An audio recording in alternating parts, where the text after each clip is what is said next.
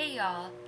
So, with this recent full moon, it was brought to my attention the importance of doing routine cord work on yourself, like energy cord cutting work on yourself. I tend to do cord cuttings on myself a couple times a year. I don't even know the last time I did one. However, I realized after having such a busy month, my husband and I were like nonstop all month.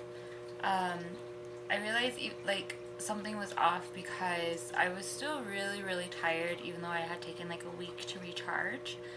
Um, and then I had like a really intense headache today, and that was like an indicator to me that something was off, because usually if I get a headache, it's my body communicating to me in the way that we communicate, which I believe that the body and the mind have a connection. And a lot of times, if you would just pause and listen, you can hear some of the conversations your body is trying to have with you. So for me, when I have a headache, usually it's my body is telling me there's a contradiction in my actions and my belief.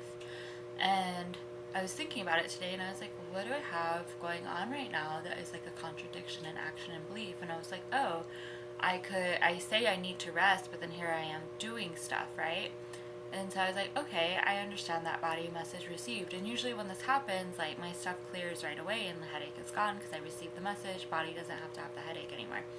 So I received the message and the headache went down a little bit, but it was still present. And I was like, something's off. And like, I know my body.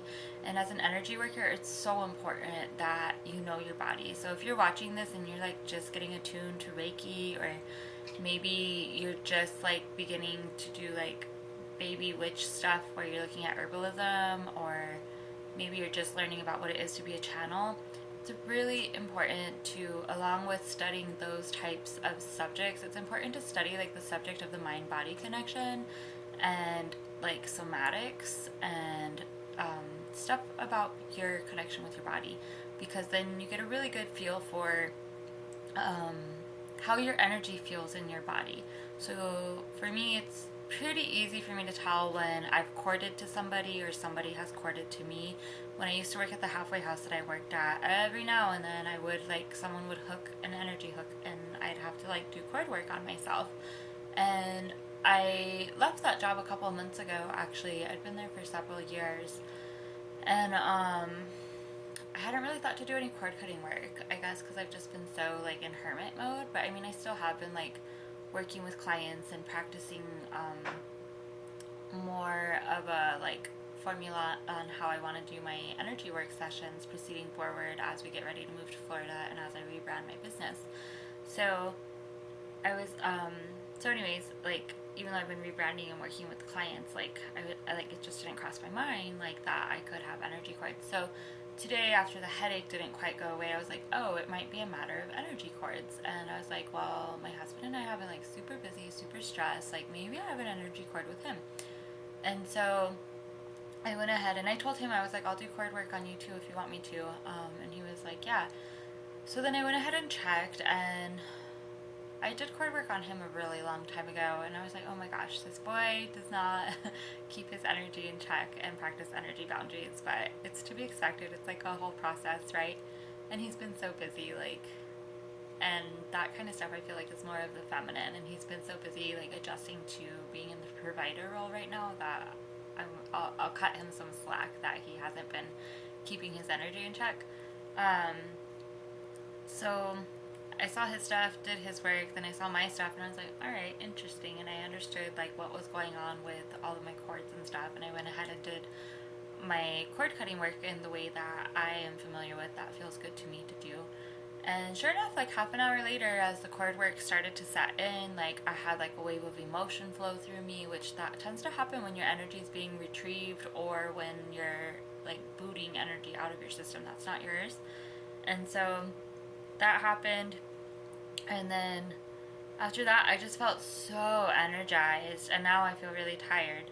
And that's kind of like how cord work is. Like you'll have a flush of emotion, and then a rush of emotion, and then you'll be like, woo, I'm energized, like as if you drank like a Celsius or a True North or a Red Bull.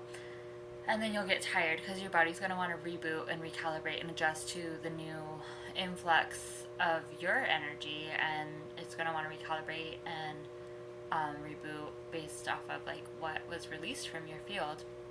And so it was just a really good reminder about the importance of cord work on yourself as an energy practitioner. And I know a lot of practitioners, um, they do like guided meditations, or they do cleansing work where they clean their energy every day in their own like set way. However, I don't know too many practitioners that actually do cord work on themselves like every so often, and today just served as a reminder to me that I think I'd like to get back into the habit of doing cord work about once a month or every other month. Um, and if you want to do your own cord work, a word to the wise. So it does not hurt to pay to have someone do energy work for you at first when you're getting used to cord cutting, because it's kind of hard to cut cords when your energy system is being influenced by energies outside of you, right?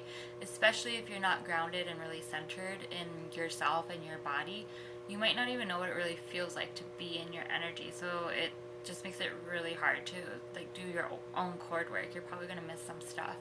So it's a good idea to like let someone do cord work for you a couple times, and then pay attention afterwards to how your body feels as you are in your energy. And then you'll know what it feels like to be in your energy, and then that's when you're able to go in and do cord work, because you've kind of built this sense of trust with your body, this awareness with your body of what it's like to have all of your energy with you without any energy invasions or intruders or whatever. Which, by the way, I also want to point out, like, not all energy cords are like energy vampires and stuff. Like, we're human, we go through the full range of emotions and stuff like that, and that is how cords form, is through emotion. Any person, any situation that you have emotions around, that is the opening for cords to attach to you. That is also the opening for you to attach cords to others. So maybe you're like maybe you're super depleted because like you've been working overtime and you're being like a workaholic, and all your energy is going into work, and then maybe you have like kids and family, and so like your kids have energy cords, and then your family like expects you to do everything. So then you might go ahead and energetically cord just out of exhaustion and needing some type of supply. You might cord to someone at work. And it doesn't mean you're a bad person, because I feel like some people talk about like energy cords and energy vampires as if they're bad. They're not bad people. That's a really disempowered way of thinking. Some of them do have ill will, but not all of them do. Some of them are just people that are like your average Joe that are like burned out, don't know about energy boundaries. It's just a matter of reframing and revising your inner education system, especially around the world of energy. And Jazz, why are you growling? Go ahead. And then there's also the ones like, I find that energy hooks are a bit more potent than energy cords, and the energy hooks are a bit more deliberate. I find more often than not, like when I do cord work, the person I'm working on usually has hooks in them and cords, like a mixture, but very rarely do they have like hooks going into the other person. And when they come in for cord work, they're just feeling like really tired, right? And another way to know if you're needing cord work too is just like you're really tired. Maybe you're obsessively thinking about a person or a situation like way beyond what is normal. Maybe you've all of a sudden developed like a new ache or pain that's like not yours because you know your body. And you're just like, something's off. Like that's usually like some of those are indicators that cord work is needed. And sometimes it might be as simple as going on YouTube and doing like a cord cutting meditation, but sometimes it's a lot more complex than that. A lot of people have their energy going every which way, which I also want to point out.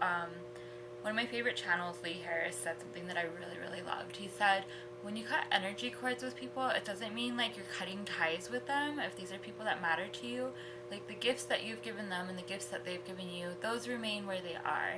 And you guys are still going to have that connection of love. It's just a matter of like maintaining your energy and practicing self-care on both sides. And it's okay to cut cords with people you love. It doesn't mean they're going to love you less. It's just going to create like healthier boundaries and a deeper connection for y'all. So anyways, that's what I got on cord cutting and just insight and reflection today. The timer is about to run out. Happy full moon, and I hope that this was insightful to you. Aho.